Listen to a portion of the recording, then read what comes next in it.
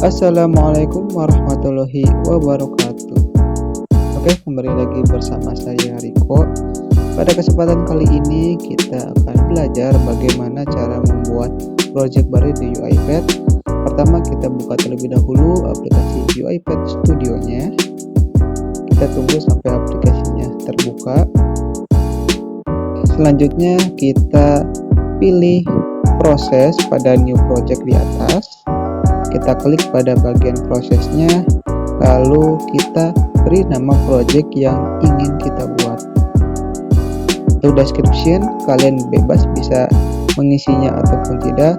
Lalu untuk file location, tempat penyimpanannya, kalian pun bisa memilih tempat penyimpanannya ingin di mana. Oke, jika dirasa sudah siap, bisa kita langsung create saja untuk projectnya. Kita tunggu sampai pembuatan projectnya selesai. Ini adalah tampilan dari UiPath Studio. Pertama, kita kenalan dulu dengan tata cara pakainya. Yang pertama, kita ke bagian project terlebih dahulu. Di bagian ini merupakan tempat di mana file-file project kita tersimpan, yang mana akan kita lakukan proses otomasi di dalamnya. Lalu yang selanjutnya ada bagian activities yang mana digunakan untuk melakukan proses otomasi yang akan kita lakukan nantinya. Kita bisa pilih aktivitas mana saja yang akan kita gunakan nantinya. Dan yang terakhir ada bagian snapshot. Terdiri atas template-template yang mana template tersebut bisa kita gunakan proses otomasi yang sudah adanya seperti delay ataupun calculate ya. Oke, selanjutnya kita ke new. Di sini bisa kita gunakan untuk membuat suatu file baru. Lalu ada run atau debug, biasa digunakan untuk menjalankan suatu program. Lalu ada export dan manage package yang mana kita gunakan untuk instalasi atau melihat paket-paket yang sudah terinstall di dalam project kita. Apabila kita ingin menginstal package, kita bisa pilih all package, pilih package mana yang akan kita install dan gunakan nantinya. Kita pilih nantinya, kita klik install lalu kita save untuk package yang akan kita gunakan. Selanjutnya ada bagian app recorder dan bagian computer vision yang mana bagian tersebut digunakan untuk melakukan proses record yang nantinya record tersebut bisa kita lakukan proses otomasi, bisa kita konfigurasi sesuai dengan kebutuhan proses otomasi yang akan kita lakukan nantinya. Dan untuk fitur-fitur yang lainnya silakan kalian bisa explore untuk lebih luasnya, karena jika dibahas semuanya waktunya tidak akan cukup dan membutuhkan waktu yang sangat banyak. Selanjutnya kita ke publish saja. Publish ini kita gunakan untuk mempublish proyek yang sudah kita buat atau otomasi yang sudah kita buat. Selanjutnya di bagian kanan bawah ini ada beberapa bagian. Yang pertama ada konsul, lalu ada properties yang isinya merupakan activities dari masing-masing propertiesnya. Seperti itu. Selanjutnya kita langsung buka saja main workflow-nya dengan klik yang ada di tengah tadi.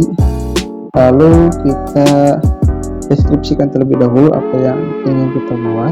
Di sini kita akan membuat suatu program sederhana yang mana program itu akan menghitung suatu operasi penjumlahan. Untuk operasinya ada dua bilangan, bilangan 1 dan bilangan 2.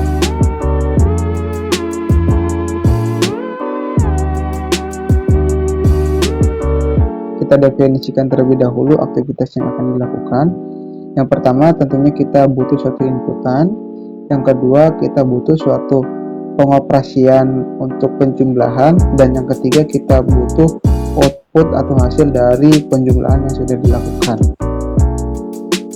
Oke, selanjutnya kita langsung ke activities. Kita search activities input dialog. Langsung kita drag and drop saja ke bagian main flow-nya. Kita isi dialog title-nya dengan belajar penjumlahan.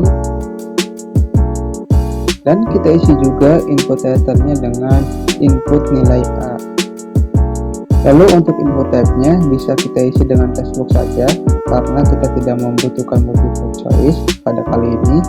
Lalu untuk value-nya kita disimpan pada suatu variabel dengan cara kita Ctrl K. Lalu kita tuliskan nama variabelnya untuk menyimpan nilai tersebut. Kita tulis nilai A. Lalu kita copy saja input dialog yang pertama, kita pastekan, lalu kita edit sedikit di bagian input dialog yang kedua. Kita edit yang tadinya input nilai A menjadi input nilai B, lalu untuk nilai variabel yang disimpannya kita ganti menjadi nilai B, seperti itu. Selanjutnya kita butuh yang namanya pengoperasian. Di sini kita set yang namanya assign, lalu kita drag and drop saja. Lalu kita set var atau buat variabel untuk menyimpan nilainya, dan kita jangan lupa ubah ke tipe integer masing-masing variabelnya karena nantinya yang dioperasikan itu integer. Lalu kita masukkan nilai A ditambah nilai B untuk pengoperasiannya.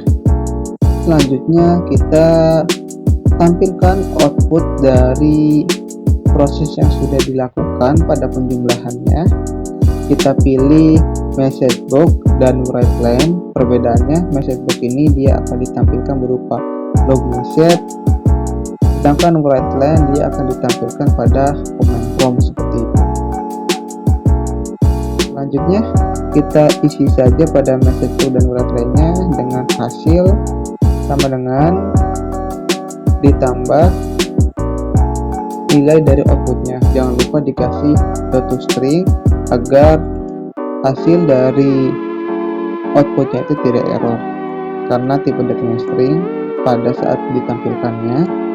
Lalu kita bisa coba jalankan programnya, kita tunggu sampai selesai, maka akan tampil untuk nilai A, kita masukkan nilai A nya berapa, lalu kita masukkan juga nilai B nya berapa, dan akan tampil hasil dari penjumlahan tersebut berupa message box, dan akan tampil pula hasil penjumlahannya di bagian command prompt di bawah sini untuk bagian write line-nya. Oke, selanjutnya jika kita ingin menambahkan suatu ulangan, artinya jadi operasi ini kita ingin melakukannya secara berulang-ulang, kita bisa menggunakan yang namanya perulangan. Bisa kita gunakan for ataupun while ataupun do while. Pada kasus kali ini kita gunakan do while. Kita drag and drop activities do while-nya. Untuk kondisinya kita bisa gunakan input pilihan. Sebelumnya kita buat terlebih dahulu variabel pilihan. Untuk tipe datanya kita biarkan string. Lalu kita ke atas terlebih dahulu ke bagian activities, kita buat satu inputan lagi berupa inputan pilihan ya. Di sini untuk bagian input title-nya kita ganti dengan pilihan, lalu kita ganti type text-nya dengan multiple choice. Selanjutnya kita ke bagian option di sebelah kanan ini dan kita isi untuk multiple choice-nya akan ada apa saja. Kita kasih notasi seperti ini kurung kurawal dan kita isikan next dan exit untuk pilihannya.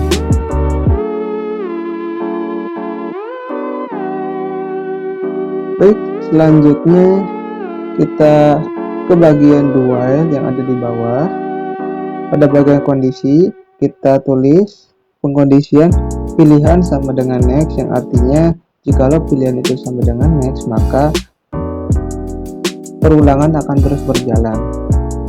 Selanjutnya kita masukkan aktivitas yang kita buat sebelumnya ke dalam do while agar tereksekusi perulangannya. Kita drag and drop saja ke bagian do while-nya.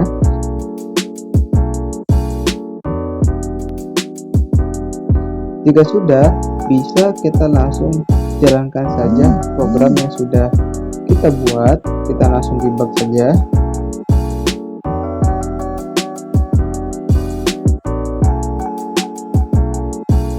Lalu kita pilih next terlebih dahulu untuk pilihan pertama, lalu kita masukkan nilai pertamanya, lalu nilai B-nya, dan akan tampil hasil dari nilai A ditambah nilai B. Selanjutnya kita pilih next lagi, kita masukkan nilai A-nya, dan kita masukkan nilai B-nya, maka akan tampil hasilnya. Setelah itu akan tampil hasil dari penjumlahannya, dan programnya setelah ini akan berhenti.